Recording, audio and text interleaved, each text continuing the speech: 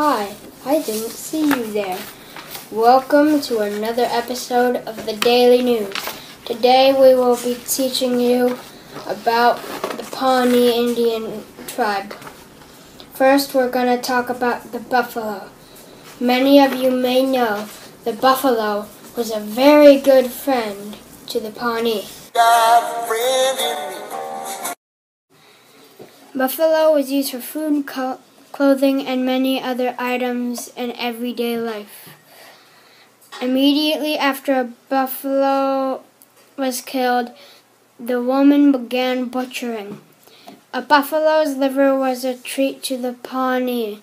Some meat was cut up for roast, but most was cut into dried strips to make something called jerky. Buffalo skins were turned into rawhide in the spring. Women cut and sewed together rawhide shirts, leggings, and dresses. Some rawhide was stretched and made into some buffalo skin paper to use a canvas to paint on. Okay, time to move on to our next segment.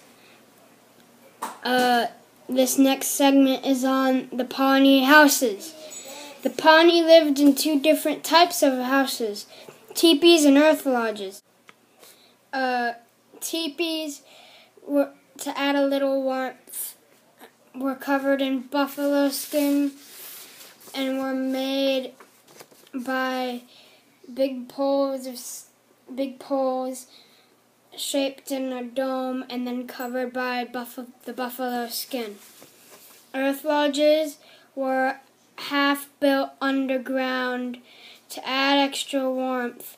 Plus they can make a fire in there because it won't burn down as easily.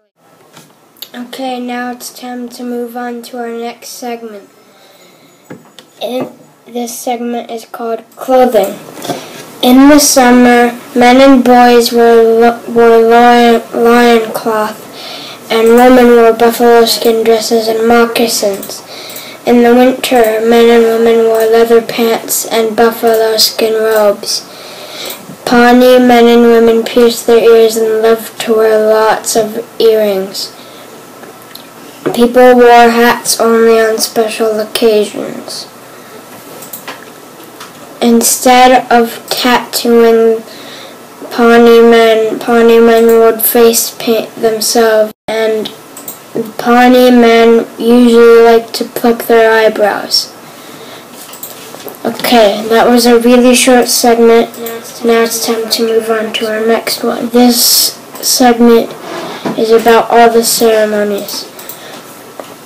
So, the ceremony was the kind that gave gifts for gods and those that celebrate seasonal occasions such as the buffalo hunt and harvests. The offerings to the gods would have been food, plants, or animals depending on what god.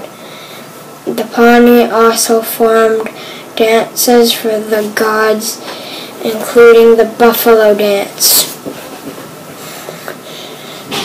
During the buffalo dance, the dancers would wear buffalo masks. When someone got tired, they would hunch over and another person would draw a bow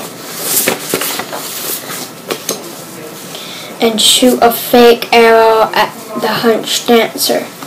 Once he got hit, he would fall over as if he was killed. And now, sadly, as our last segment of the daily news for today, we will read from Great Pawnee Book, and we are going to read two interesting times in Pawnee history. In the 1600s, the Pawnees secured horses from the French and Spanish traders and began to breed their own horses. In the 1300s, an estimated 15,000 Pawnee began to migrate north from parts of Texas and Kansas into Nebraska. That's all we have time for in today's Daily News. Next time we will talk about Elvis Presley's death, sadly.